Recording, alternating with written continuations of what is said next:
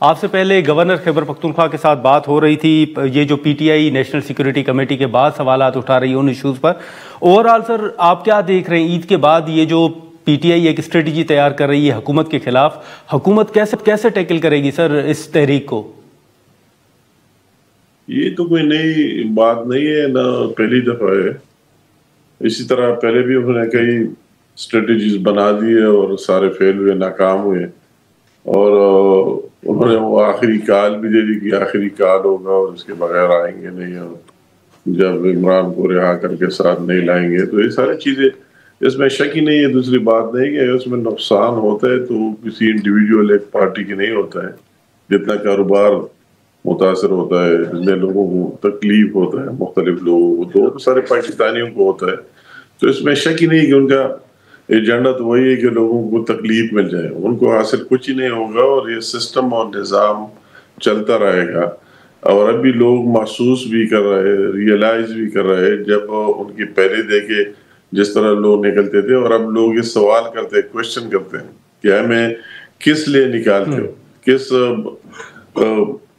ایجنڈے پر ہمیں لے کے جاتے ہو۔ جس طرح ہم پہلے گئے تو لیڈرشپ ساری غائب رہی، واپس خیر خیریت سے آ گئے اور ورکروں کو وہی چھوڑ دیا۔ اور مقصد کیا ہے؟ آیا یہ ملک جو سب سے بڑا ایشو معیشت کا ہے، معاشی طور پر دیکھ رہے ہیں کہ ایک بہتری آ رہی ہے، پہلے سے وہی عمران کے دور سے کئی سو گنا چینج آئے، بہتری آئی، اور ایک عام آدمی پوری لیپ میں رہے، پاؤ مہنگائی کے مد میں ہو، پاؤ دوسرے ایشوز میں ہو، ملک کا وقار بن رہا ہے، بڑھ رہا ہے، بیرونی دنیا میں آپ دیکھ رہے ہیں انویسٹمنٹ۔ لیکن امیر مقام صاحب، آپ سر خود خیبر پختونخوا کے معاملات پر امیر مقام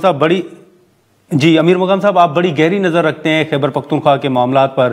آپ سر کیا دیکھ رہے ہیں وہاں پر؟ کیا پی ٹی آئی کے کارکنان مایوس ہیں؟ اور دوسرا سب سے اہم جو مسئلہ ہے وہاں پر سیکیورٹی کا ہے۔ آپ کے نزدیک خیبر پختونخوا کے اندر اس وقت کون سے علاقے ہیں جو سینسیٹیو ہیں، جہاں ایک تاثر ہے کہ وہاں پر کوئی نہیں جا سکتا؟ یہ مطلب ہے کہ واقعی جو عوام کا ایشو ہے، اور اگر آپ خاص کر کے پی کے کی بات کر دیں تو وہ کہ عوام کا ایشو سب سے بڑھ کر امن و امان کا ہے، کہ وہ یا امن اور پیس اور وہ آزادی سے اپنا کام کرے، مزدوری کرے، اپنی محنت کرے، اور صبح گھر سے نکل کر ان کو یہ فکر نہ ہو شام کو واپس آ جائے۔ تو سب سے بڑا ایشو نمبر 1 یہ ہے۔ نمبر 2 وہ جو معیشت کا ایشو ہے، اوورآل ملکی، وہ کے پی کے بھی ایشو ہے اور پورے پاکستان کا بھی ایشو ہے۔ تو یہ آپ کے اس سوال کے ساتھ لنک ہے کہ لوگ کہتے ہیں کہ اس سے یہ جو آپ احتجاج کر رہے ہیں تو آپ تو امن کے لیے کر ہی نہیں رہے، یہ صبح میں امن آ جائے، پیس آ جائے، آپ نے تو خود اس سے ڈسٹنس کر دیا، فاصلہ رکھ دیا۔ اگر امن و امان پر ڈیبیٹ ہونی ہے، بحث ہونی ہے، تجاویز دینے ہیں، جو کوئی سیاسی ایشو نہیں ہے، اس ملک کا ایشو ہے، تو اسی دن تو آپ نے بائیکاٹ کر دیا، اسی پر بات چیت ہی نہیں کی، اس میں شامل ہی نہیں ہوئے۔ تو آپ کا تو وہی جو ہمارا اصل ایشو ہے وہی تو ہے نہیں، آپ کا تو دوسرا ایشو ہے۔ تو ابھی آپ دیکھ رہے ہیں کہ اس کے خود آپ نے اسٹیٹمنٹ دیکھ لیا۔ میں تو وہی ندیم ملک صاحب کی پروگرام میں سی ایم صاحب کا انٹرویو سن رہا تھا، حیرت ہو گیا کہ اتنے ہزار افغانستان میں ہے، اتنے ہزار ڈیلی آ رہا ہے، اتنے پاکستان میں ہے، اس کو سارا پتہ ہے، سب کچھ پتہ ہے۔ تو اس کے ساتھ یہ ہونا چاہیے کہ اس کی کوئی پلان دے کہ آیا اس کو اس طرح فری چھوڑ دیا جائے، یا اس کے لیے ان کے ساتھ کوئی عمل ہے کہ 12 سال سے یا قابض ہے کہ پی کے میں، کہ ان کے ساتھ پلان کیا ہے، وہ کیا ان کے ایجنڈے میں، ان کے ترجیحات میں لوگوں کی جان و مال کا تحفظ کرنا شامل ہی نہیں ہے۔ بات تو یہ نظر آ رہی ہے۔ اگر شامل ہے تو پھر اس پر سنجیدگی سے کام کیوں نہیں کر رہا ہے؟ ابھی ان کی صرف یہ بات رہ گئی کہ عید کے بعد یہ کریں گے، رمضان کے بعد یہ کریں گے۔ کیا کریں گے؟ حکومت کو ڈیپ سٹیبلائز کریں گے، لوگوں کو مفلوج بنائیں گے، لوگوں کو، مریضوں کو اور دوسرے لوگوں کو تکلیف دیں گے۔ تو لوگ یہ سوال کرتے ہیں کہ ان حالات میں کس طرح گھروں سے ہم نکلیں گے، کس طرح احتجاج کریں گے، اور کیوں کریں گے، کس مقصد کے لیے کریں گے۔ ٹھیک ہے، لیکن امیر مقام صاحب یہ جو ایک تاثر ہے، یا کچھ مسلم لیگ نون کے سینئر رہنما یہ کہہ رہے ہیں کہ اگر خان صاحب 9 مئی کے واقعات پر صدقے دل سے معافی مانگ لیں تو ان کی رہائی ممکن ہو سکتی ہے. آپ سمجھتے ہیں کہ واقعی اگر پی ٹی آئی معافی مانگ لیتی ہے تو پھر کوئی ریلیف دیا جا سکتا ہے خان صاحب کو؟ نہیں، میں اسی لیول کا نہیں ہوں کہ نہ میرے ساتھ وہ اختیار ہے اور نہ اتھارٹی ہے اور نہ کورٹس کے کوئی جج ہو اور نہ کوئی دوسرے اسی طرح عہدے پر فائز ہو. اس کے بارے میں کچھ کہہ نہیں سکتا ہوں. مگر یہ ایک بات کی میں وضاحت کرنا چاہتا ہوں کہ یہ بات اس طرح نہیں ہے کہ کیا عمران خان رہا ہو جائے تو اس ملک میں امن آ جائے گا، اس ملک میں پیس آ جائے گا.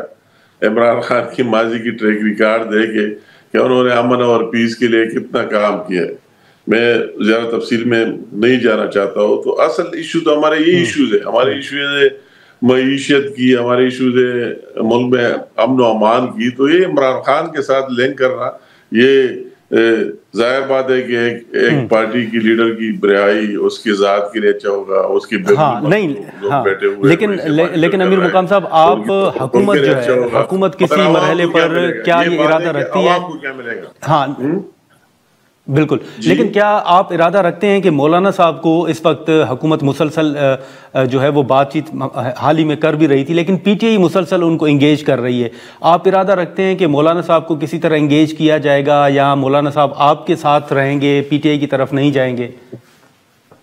نہیں، مطلب کہ مولانا صاحب ایک سینئر سیاستدان ہے اور اس کی ایک ہسٹری اور تاریخ ہے پاکستان کی سیاست میں، اور وہ وہی کام ہر ایک موقع بھی ہر ایک سے بہتر سمجھتے ہیں کہ کس موقع پر کیا کر لینا چاہیے اور اس سے کس طرح استعمال کر لینا چاہیے. اس کی یہ ماضی اور سب کچھ اس کے سامنے. تو اس طرح نہ وہ پی ٹی آئی کے کہنے پر اور نہ ہماری پارٹی کے کہنے پر کچھ کرے گا. اپنا فیوچر اور اپنا مستقبل اور اپنے جو سارے ان کے سیاسی مفادات وغیرہ سب کو سامنے رکھ کر وہ فیصلے کریں گے. یہ بات البتہ اس بات میں کوئی شک نہیں کہ مولانا صاحب جب بھی ملکی بات آئی ہے تو اس میں اس نے کبھی اس طرح انٹی اسٹیٹ اور اس طرح بات نہیں کی. ہمیشہ اگر وہی 26ویں آئینی ترمیم آئی ابھی آپ دیکھ رہے اور لوگوں نے بہت پی ٹی آئی نے جو بھی کہنا تھا اس کی اپنی پارٹی ہے، مولانا صاحب کی اپنی پارٹی ہے، تو انہوں نے ملکی مفاد میں اس کا سپورٹ کیا اور وہ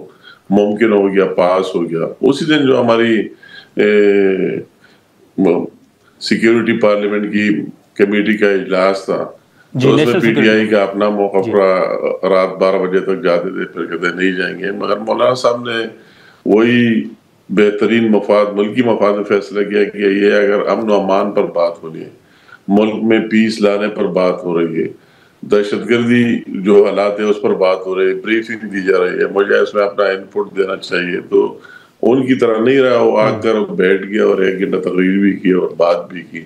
اس طرح آ رہے کہ اپنی ایک مولانا صاحب اور ہم سب سے جو باہر سے لوگ دے رہے ہیں ان سے بہتر سمجھتے ہیں اور وہ یہی بھی سمجھتے ہیں کہ امیر مقام صاحب کے ورکر اور پی ٹی آئی کے ورکر ایک دوسرے امیر مقام صاحب آپ سے دو صرف سر مختصر سوالات آپ کے سامنے رکھوں گا.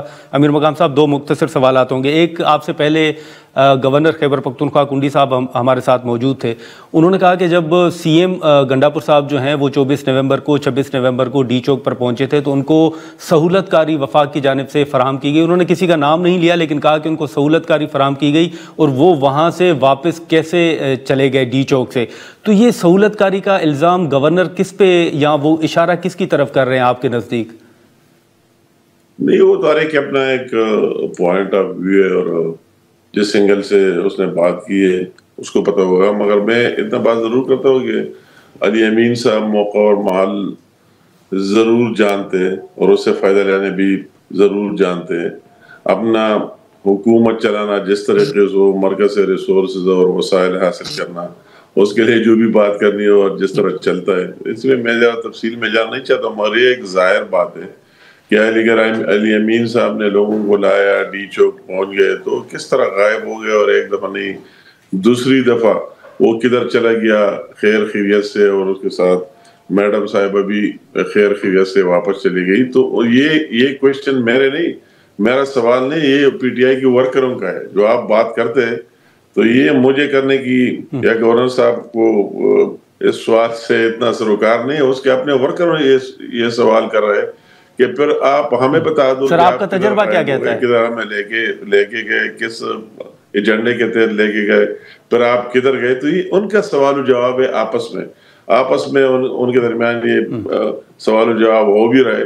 اور ابھی تو ان کی ترجیحات، یہ ہماری بدقسمتی ہمارے صوبے کی کہ ابھی ان کی ترجیحات پہلے وہی کہ اسلام آباد کو قبضہ کرنا، اس کے لیے لوگوں کو ورغلانا، لے کے جانا. اور ابھی آپس میں اقتدار کی لڑائی ان کی شروع ہے. صبح ایک کو نکالتے، شام کو دوسرے کو داخل کرتے. ہر ایک اس چکر میں کون مستقبل میں وزیر اعلیٰ ہوگا، کون وزیر ہوں گے، کون مشیر ہوں گے، کس طرح چلے گا. تو وہ تو ابھی اس چیز میں لگے ہوئے، کسی کو اندر کرتا ہے، کسی کو باہر کرتا ہے. تو ابھی اپنے آپ میں اس کی کئی گروس بنے ہوئے. ان کی کوئی ایک بات ہے ہی نہیں کہ ان کا ایک لیڈر ہو، باہر ہو، ایک بات کرے اور سارے اس کو مان لیں. ہر ایک آپ نے ایک سوچ فکر ہے اور اس کے مطابق چلتے. اس کا نقصان پاکستان کو ہو رہا ہے اور خصوصاً KPK کو ہو رہا ہے.